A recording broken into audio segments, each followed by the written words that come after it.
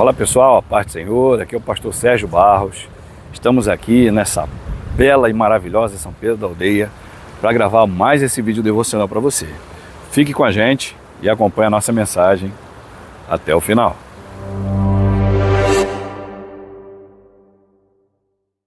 E no vídeo de hoje nós vamos falar sobre edificando as nossas casas e as nossas famílias sobre a rocha. O texto de Mateus, no capítulo 7, versículos 24 a 28, nos traz uma reflexão preciosa sobre em que tipo de terreno nós devemos edificar as nossas vidas e as nossas casas. O texto nos diz no versículo 24: portanto, quem ouve estas minhas palavras e as pratica é como um homem prudente que construiu a sua casa sobre a rocha. E caiu a chuva, transbordaram os rios, sopraram os ventos e deram contra aquela casa, e ela não caiu, porque tinha seus alicerces na rocha.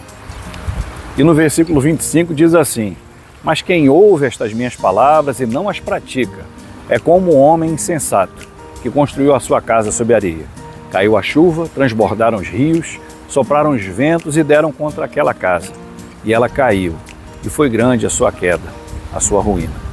No texto de Mateus que nós acabamos de falar, Jesus compara o homem prudente ao que constrói a sua casa sobre a rocha, e o homem insensato, aquele que construiu a sua casa sobre a areia.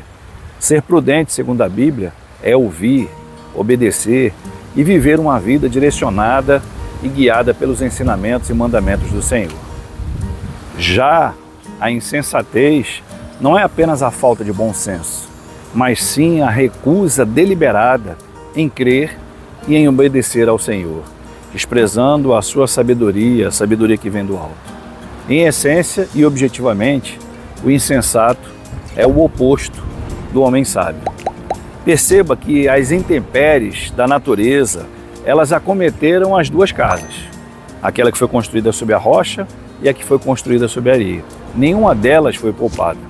Os versículos 25 e 27 afirmam que caiu a chuva, os rios transbordaram, o vento soprou e deram contra aquelas casas.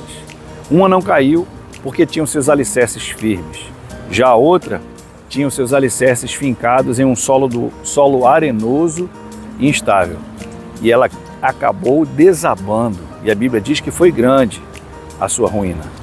Em Eclesiastes 9, versículo 2, afirma que tudo acontece igualmente a todos nós. Tanto ao crente como àquele que não crê em Deus, tanto aquele que é bom como aquele que é mau, ao homem puro e ao impuro, aquele que oferece sacrifícios como aquele que não oferece. O que acontece com o homem bom, acontece também com o homem mau e pecador.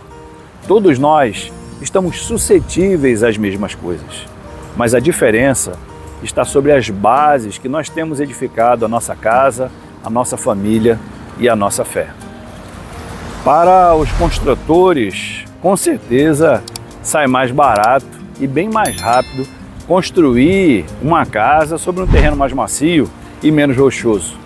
E com certeza, o homem que constrói a sua casa sobre a rocha terá muito mais gastos, bem mais trabalho e com certeza uma despesa muito maior para contratar pessoas ou empresa especializada para bater as estacas da fundação dessa casa. Mas o relato que Jesus destaca foi justamente no momento das fortes intempéries da natureza, que sobrevieram sobre aquelas duas casas. E isso fez toda a diferença, o alicerce bem fundamentado. E aí vem uma pergunta reflexiva para mim e para você, sobre que tipo de solo nós temos edificado as nossas casas, a nossa fé e a nossa família. Pense nisso. Você tem edificado a sua casa sobre um terreno firme, sobre a rocha que é Jesus, ou sobre um terreno totalmente instável e movediço, que é o mundo e tudo que ele oferece? Em 1 Coríntios 10, no versículo 4, o apóstolo Paulo ele afirma que Jesus é a rocha. No Salmo 18, versículo 2, o salmista também afirma: o Senhor é a minha rocha, a minha fortaleza, o meu libertador. O meu Deus é o meu rochedo, em quem me refugio.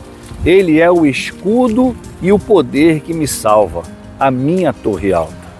Jesus e a sua palavra tem que ser o nosso alicerce, o nosso fundamento, a nossa rocha firme e inabalável, pois sem ele, irmãos, estaremos totalmente perdidos. O texto de Mateus destaca que ouvir e praticar a palavra é o segredo da nossa firmeza espiritual e da nossa fé. Nós, homens, somos chamados por Deus para conduzir as nossas famílias e a nossa casa. E será que de fato nós temos cumprido com o nosso papel?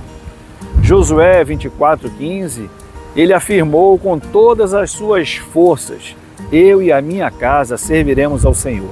Esta é uma promessa. Mesmo que esta ainda não seja uma realidade em sua vida e em sua família, nunca pare de orar, nunca pare de lutar e nem de buscar ao Senhor. O legado que nós deixamos para a nossa família e para os nossos filhos tem que possuir bases sólidas e um alicerce firme. E isso começa pela forma com que nós vivemos dentro de nossas próprias casas, em nossos lares.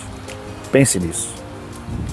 Eu gostaria de fazer mais uma pergunta reflexiva para nós. De que forma nós temos edificado as nossas casas?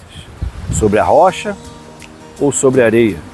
Como nós temos conduzido as nossas famílias, as nossas esposas, os vossos maridos, os nossos filhos, diante das tempestades e circunstâncias da vida?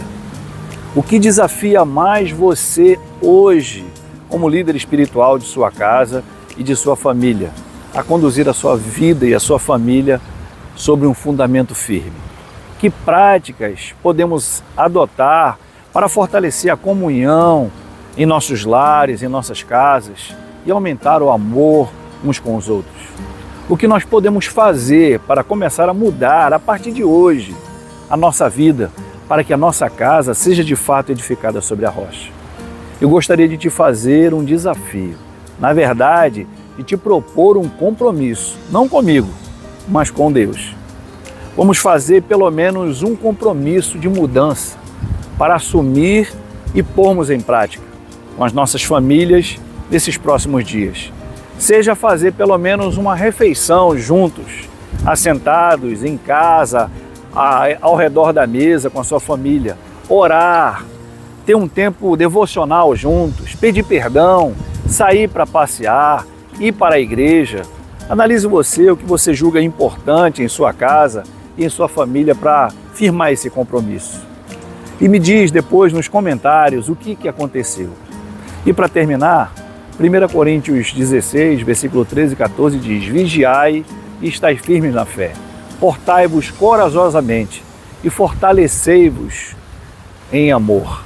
Que Deus ele nos abençoe ricamente, que Ele nos fortaleça a nossa casa, as nossas famílias, que o Senhor nos dê sabedoria e discernimento para que possamos viver uma vida abundante na presença dEle.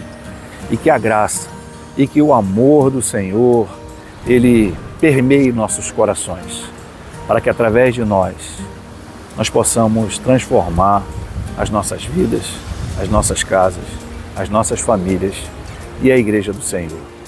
Deus abençoe a sua vida, que Deus abençoe a sua família e até o próximo vídeo, querendo Deus. Tchau, tchau, fiquem com Deus e até mais.